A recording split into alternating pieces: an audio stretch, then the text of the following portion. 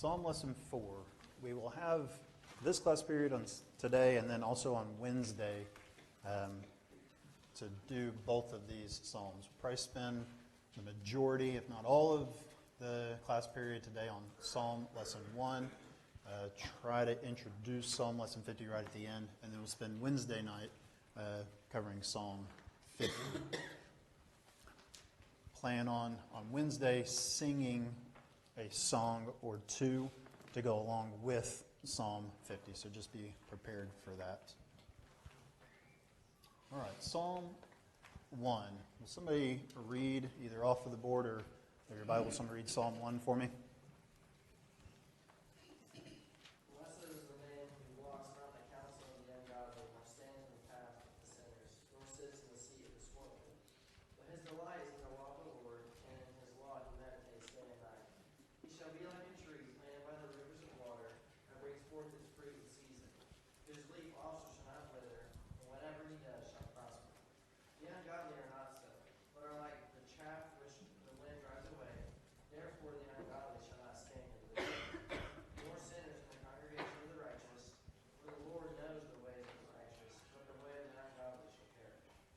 Thank you, DJ.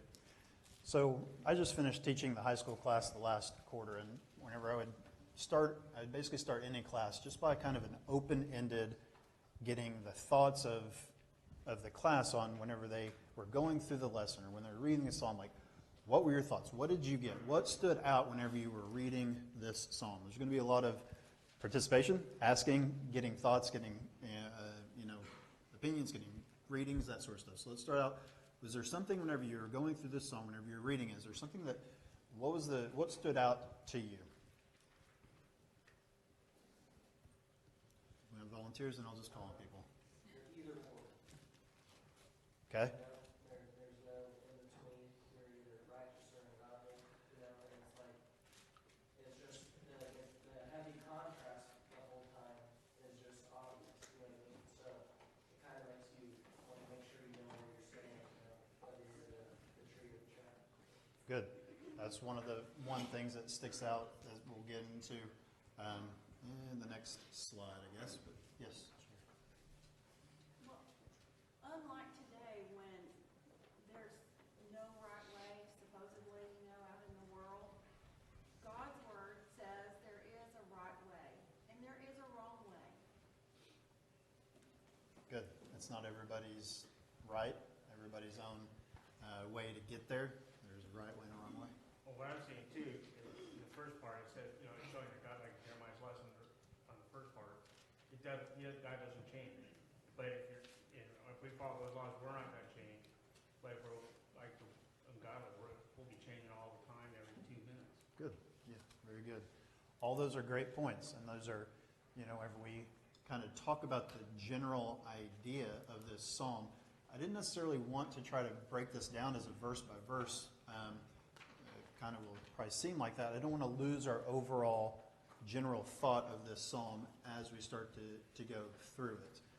But this psalm is great for setting the entire tone of the book of Psalms, and really probably for the entire Bible, as DJ said, that we have a very clear distinction, very clear delineation between godly, ungodly, good, evil, black, white. There's not room for ambiguity.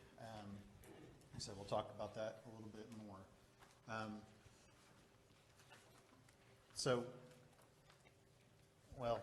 Just to get a little bit, we read passages of not having ambiguity in there. We have passages talking about, you can't serve two masters. You'll either love one, despise the other. You'll serve one, not serve the other. You'll have put to death the old man. You can't have the old man and the new man together at the same time. If you're not with me, you're against me. Be spotless. You can't have a blemish on you and still be spotless. All these different things, all these different ideas is there's no wiggle room. There's no in between.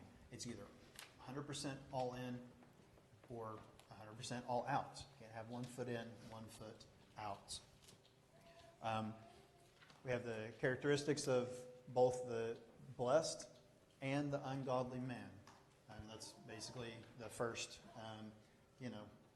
four or so first four or so verses of this book, just giving the characteristics of both of them. Perception versus reality. This psalm gives a clear picture of what the reality is, what you can expect at the end of times, at the end of judgment. The way of the ungodly will perish. As you go through the Psalms, there'll be times that the psalmist is writing that they feel one way because of circumstances that they're currently in. They will feel one way. And it may not, it's physically they may be that way, but spiritually or the end game is going to have a different outcome. And so this, like I said, this book sets the tone to remember as you go through the Psalms and the entire Bible that God's not changing and that there will be, his judgment at the end and justification at the end and where the godly and the ungodly will be. I always think of during Jeremiah's lessons, if you imagine, God here and you're on a path or a line, that line is always straight. If there's ever any deviation in that line going towards God, it's always from us and our end. That path, that line is just perfectly straight. And we have to course correct anytime that we find ourselves off of that path and off of that line. Something I always think of when we're thinking about God being unchanging and us working and growing and going towards God.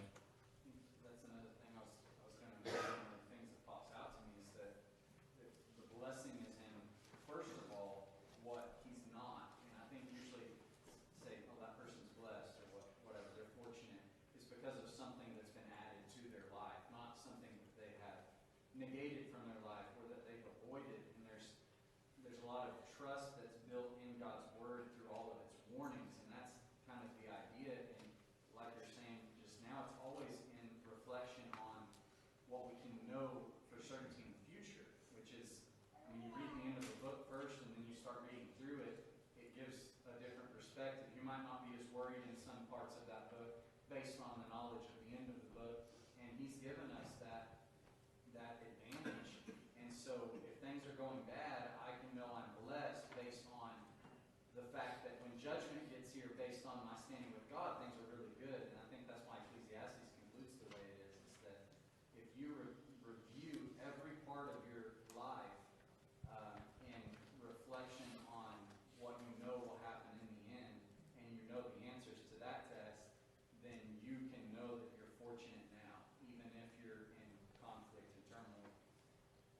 And that'll be a help for us, right, to get through the tough times and to get through the trials and to work our way through, like I said, our feelings and our thoughts of a current situation or circumstance that we're in. It'll help us to get through it, to realize that this isn't the end game. Like this isn't where we're at right now. It's not where we will be. It's not where we want to be. And then finally, at the end of the psalm, we see the final outcome for the ungodly. Any other thoughts, comments? Seems like some people have the idea that you're not going to learn anything unless you make your own mistakes. And while that might be true of the stubborn man, God says that the wise man will learn from other people. So God has given us a book full of the right way to do things and the things that were done wrongly, so that we might learn and not have to start from zero, to start from learning from other people's mistakes and other people's wisdom given to us by God, so that we might have a better chance to live our lives the right way and to please Him, hopefully from the very start. It's amazing when you really dig in, and I think Jeremiah mentioned this in a previous class, but when you really dig in and you start looking deeper into something, the connections that you can make, find something new, something that wasn't there, but really it was before, but didn't stand out to you because of changes in life circumstances and experiences and wisdom in another area. Like it's pretty amazing. I mean, that's God's word. That's the power of it, is that it's living, like it's always changing us. Then we can grow whenever we really dig into it. Very good. All right, so starting out this first session here, first section passage, is blessed is the man that who walks not in the counsel of the ungodly, nor stands in the path of sinner, nor sits in the seat of the scornful. But I want to start out by talking about blessed is the man. Whenever I see blessed, I immediately in my mind think of blessing. I think of this word here. It's baraka, and it's the word that is used throughout the Bible. But it's the to me,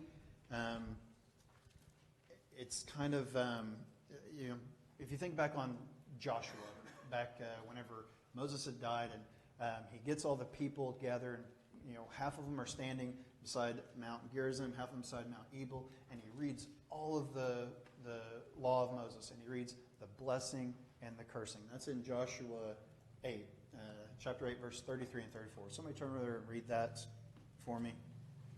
And then somebody else be turning over to Genesis 27, 11 and 12. So the first one, Joshua 8, 33 and 34.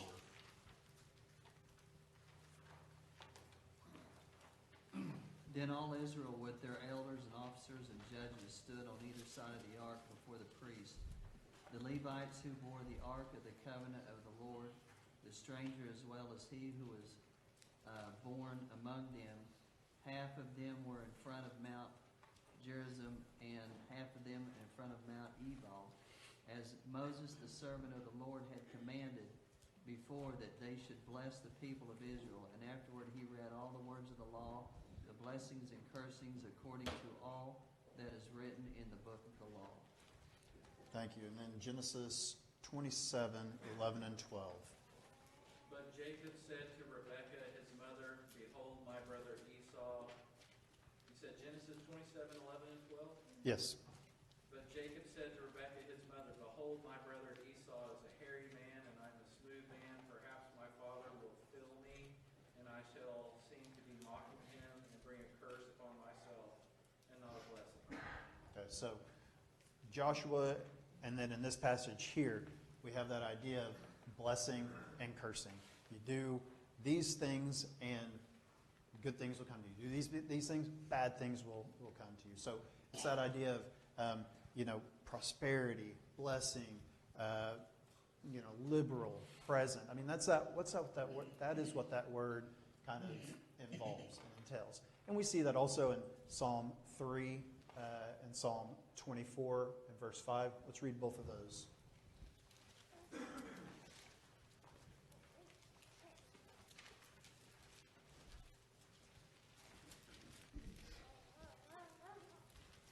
Psalm 3, verse 8. Salvation belongs to the Lord. Your blessings be on your people. Selah. Okay, 24:5. He shall receive blessing from the Lord, and righteousness from the God of his salvation. Okay, so all of this is to say that this word is the idea of receiving something, doing something, and either receiving for the good or the bad. And that's actually not even our word in this Psalm 1. The word that actually here is in Psalm 1 is hesher, which is an exclamatory word that they would use, they would say. And it's basically the thought of, oh, blessedness of, and then go into talking about a particular topic, or talking about blessedness, and then saying what it is that causes that blessedness. Another interpretation or translation of it is happiness. So you could say, oh, the blessedness is the man, or of the man that doesn't do these things, or happiness is the man that does or doesn't do these things. And so that's something to keep in mind as we go through this, that it's not talking about, and it'll be kind of important whenever we get down to verse 3 at the end, where it talks about whatever he does shall prosper. We're not talking about physical things that you will receive by doing things. The main is the happiness or the positive state of being, the wellness that you will have, that you will be whenever you don't do these things that we're going to talk about here in just a minute. One other thing that I like to do at the high school would be read my mind. What am I thinking of whenever I go through certain things, like things pop in my head, I'm like, oh man, that's a great, and it makes a lot of sense to me. And so we'll see if anybody can read my mind as far as whenever you go through and you read and you think about this, oh, the blessedness of this person. Is there a New Testament passage that kind of stands out as, this is talked about quite a bit in one particular spot or one particular time? The Beatitudes. Perfect. Very good. Dave and I are on the same wavelength. So, Sermon on the Mount, the start there in Matthew chapter 5, 1 through 11. You have, blessed are the poor in spirit. Blessed are those who mourn. Blessed are the meek. Blessed are those who hunger. Blessed are the merciful. Blessed are the pure in heart. Blessed are the peacemakers. Blessed are those who are persecuted for righteousness' sake. And blessed are you when they revile, persecute, and falsely say all kinds of evil things about you because of me. That is the same idea. Not the same word. The word that is here is the Greek word makarios, but it's a similar thought. It's Strong's defines it as extremely blessed, fortunate, well off, and happy. So, any... It's actually the same word. I actually Oh, yeah. curious about that, the Septuagint. Okay. The Greek translation of Psalm 1. It uses that word. I got you. So it's the same word in Hebrew translated into, or that they used in That's the Greek. word that they Okay. use. Perfect. Even better. I think, though, when you think about that blessedness as well, and it kind of fits with what you're talking about, the Psalm does for us in general, as we go into the rest of the Psalms and even the Bible for that matter, that I think that this is an observation. Oh, blessed is the man, not oh, blessed am I. And so there's an objective consideration to this. You might not, the person who is mourning, the person who is poor, like the Beatitudes say, they might not be thinking, I am happy right now. But objectively, if they look at themselves as just their state, kind of standing back and looking at how I am, or someone's looking at them in relation to obviously their standing with God and their spiritual virtue and what they've been aiming for and all, that's the objective reality of it. They are well off. And so it's not even necessarily a feeling per se. It may lead to feelings that I am well off, so I feel happy, but it's actually the state of that man is blessed, which will bring his own feelings of fortune and happiness. But it's just, this is how it is based on the facts. What's to his account? What's actually there? And so it's like an objective state of a person, not necessarily how they're feeling about their situation. Because we can feel really bad about where we are if we're going through something, but objectively speaking, we're blessed if we're faithful to God. So. It's that perception versus reality, Exactly. right? And as you're saying that, I was thinking that, as Jesus in the Sermon on the Mount, he's listing out these Beatitudes, these list of characteristics and qualities, and he designed it that way. I mean, he set everything in order, and he made it to where whenever we will do these things, we will be in this state of blessedness, whether we're happy about it, whether it's good physically for us or bad. Like, we will be following his word, we'll be following what he has designed for us to do. Scott? Yeah, identify your blessings. So many of us are blessed, but sure don't feel like it because we're not thinking about how we are blessed. All we're thinking about is the things that are going wrong for us. And we're blessed in so many ways and don't even appreciate it. And so many things too that we see that comes to mind is it's our action. Like who walks, sits on the path and stands and all that. don't do this, but, you know, don't just think your words are gonna get you through. It's gotta be followed by action, you know. And you're talking about like realizing how blessed we are and thinking about it. I think a lot of times we allow our physical state and there are things that are physically happening to us right now to really kind of influence us. And again, going back to this psalm of knowing that what is our end game, like what is following and doing right, what is that going to, our goal, what is our goal, right? To get to heaven and not to let things of this life, cloud that out and choke that out for us. All right, so this next section here, blessed is the man who walks not in the counsel of the ungodly, nor stands in the path of sinners, nor sits in the seat of the scornful. So I just kind of mention this. What is it that stands out, pops right off whenever you read this passage that it's like, that's a little bit different or weird? This is the mind reading game again. So progression. Progression, good, yes. Things he's not doing. Things he's not doing. It's from a negative standpoint, right? Negative perspective. That's kind of different and weird. You could have easily been said or written, blessed is the man who walks in the counsel of the godly, who stands in the path of the righteous, who sits in the seat of the cheerful, or whatever word you want to substitute for scornful. It's very different, or at least not how I would think of whenever you're writing something, of saying, blessed is a man who doesn't do this. That to me, that's just different. Is there a reason why? I don't know that there's not really an answer other than that's the way God wanted, but is there any thoughts as far as why maybe it's from the negative as opposed to the positive? Ronnie, and then Kurt? Well, it's a classic not but situation here. Good. He's going to do the nots first, we're going to do the buts next, and Yep. that's what you're saying. Very good. Seems like you're also sometimes more likely to see yourself in the negative. Am I doing that? And finding out that is listed on the side of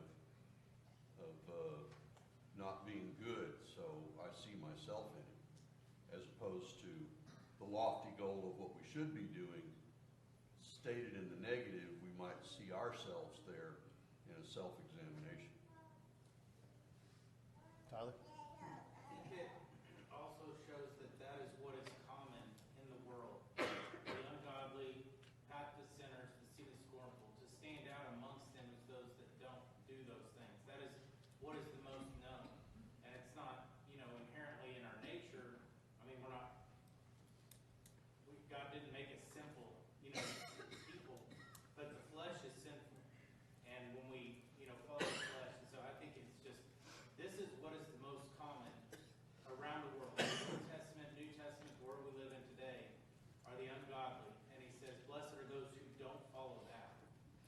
And two, if you think about as far as it's very exclusive, right? Like not doing any of these things. If it's in the positive, is it possible that you could do, walk in the counsel of the godly most of the time, some of the time, then a little bit of the ungodly, and are you still blessed? But this is basically it's an exclusivity of not doing any of this, 0% of this.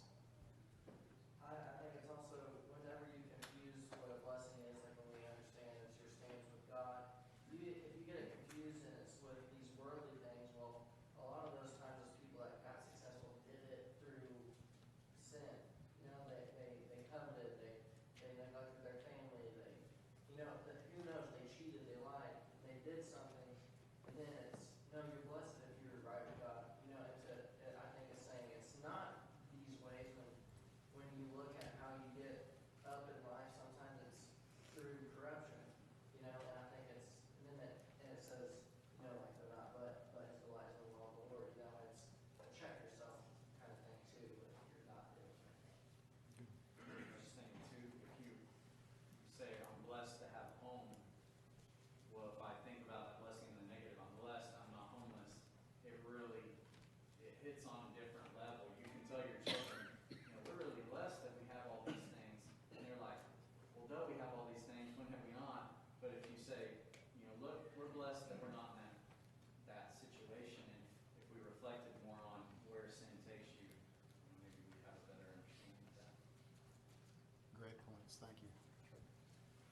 there's a little logic to this as well that we've seen in other scriptures. You know, he's telling you to take something out of your life and then fill it with these things. You know, we see that with putting off the old man. You're not to do these things, but do these things instead. Good. So I think there's a little bit of logic there as well, that it kind of helps us to see the problem and then how to correct it at the same time.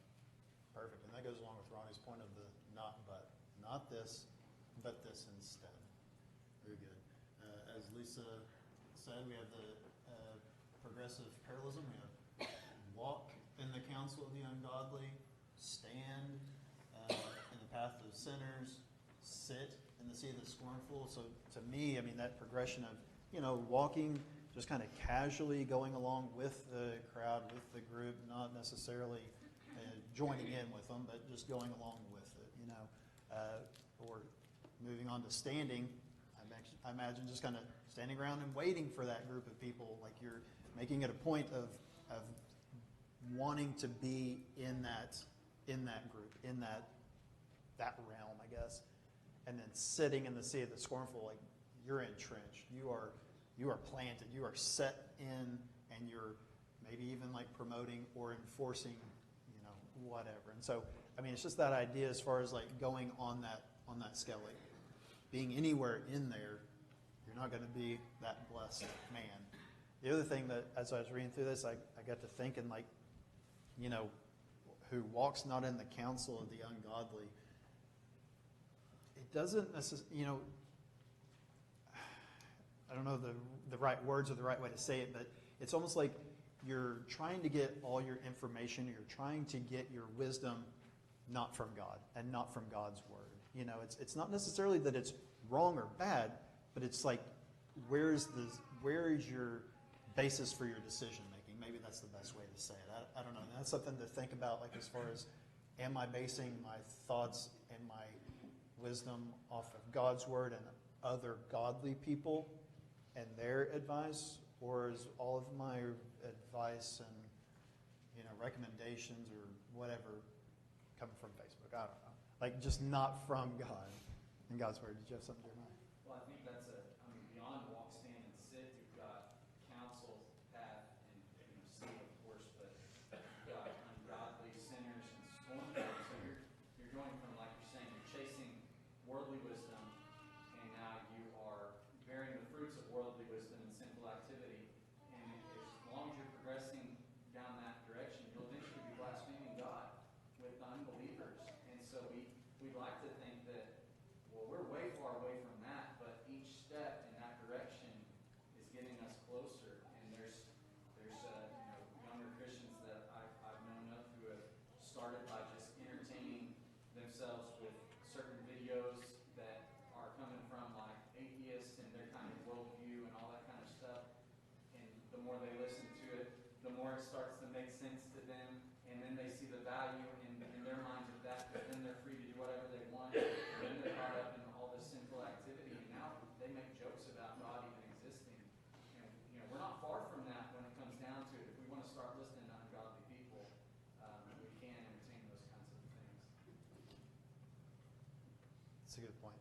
As far as it doesn't, and it could be, we have to be aware and pay attention. Like, it's something that can be something as innocent as like, oh, that's pretty funny, of a video or some saying or whatever, and then like just kind of that path that it leads on if we're not careful.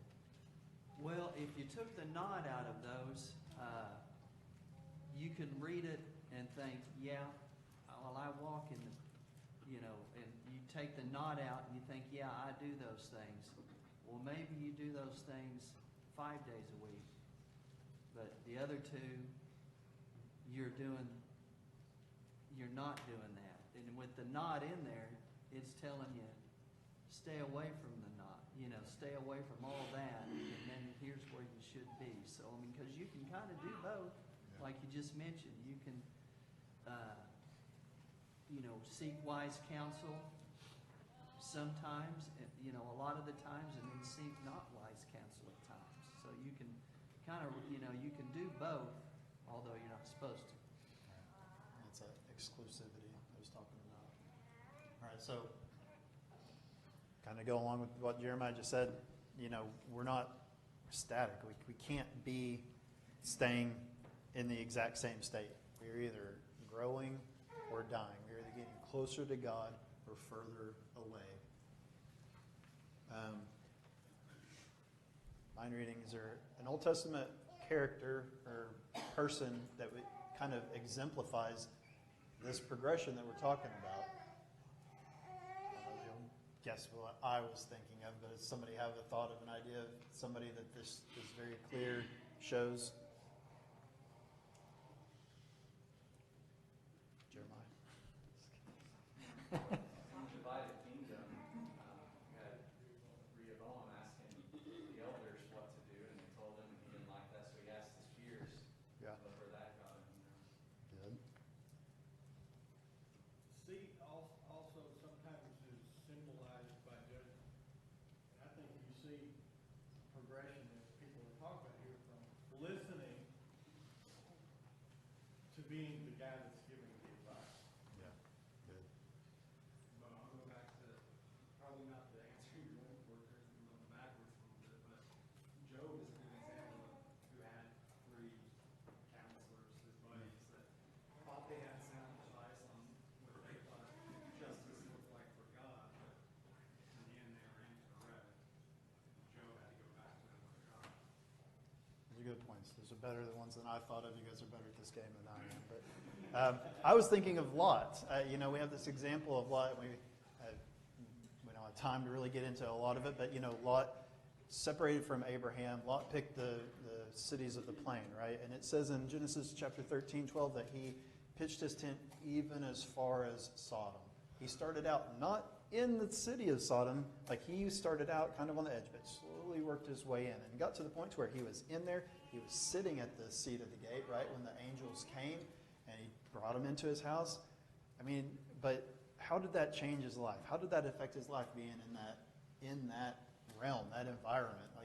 He offered his daughters up whenever the men of the city came to take the men and do bad things to him. He offered his daughters up in their place. How crazy is that? Can you imagine offering your children up? But that was his, this is what I got to do to protect these guys. But he lost everything, right? He got anyway. So that was who I thought of. Was Lot. Was he happy? Was he blessed? I don't think he was in a good state. It says that he was righteous, and 2 Peter 2:17 says that the righteous Lot, his soul is oppressed by being in the city, but he stayed good, but that was not a good situation. Okay, we are very quickly running out of time. I blame Jeremiah for going over.